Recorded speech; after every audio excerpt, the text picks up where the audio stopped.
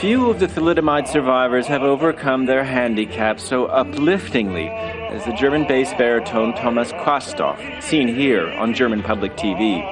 But he had to fight to become a global star. Music schools at first would not accept him, as his tiny arms prevented him from playing piano. 50 years after the drug was pulled off the market, the German firm that developed it for women with morning sickness unveiled a statue representing a sick child. The company boss said, "For the first time, we're sorry." Darüber hinaus bitten wir Entschuldigung. We have been silent, and we are very sorry for that. We ask that you regard our long silence as a sign of the silent shock that your fate has caused us. Some 10,000 babies were affected by thalidomide. It's estimated that 5,000 to 6,000 survivors are still alive. Despite the apology, the company is not admitting to any legal liability.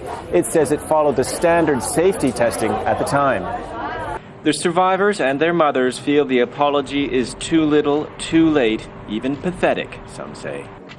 This Australian mother was one of the many who took the drug and said the apology by the company boss rang hollow. I have read his speech and so-called apology.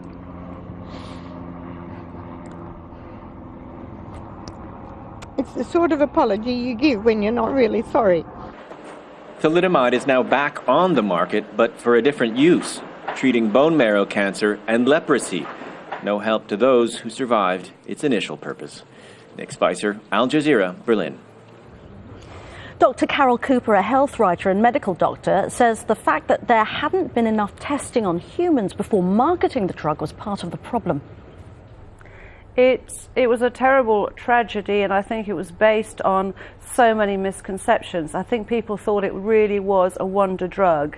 It was a mild sleeping pill. It was alleged to have no serious side effects, and therefore it was given pretty indiscriminately.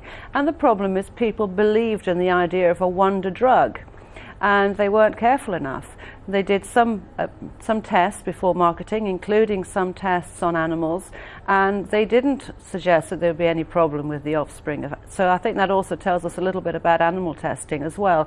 You can't test on pregnant women, and I think part of the long shadow cast by thalidomide tells us many, many things. It tells us that no drug is completely free of side effects.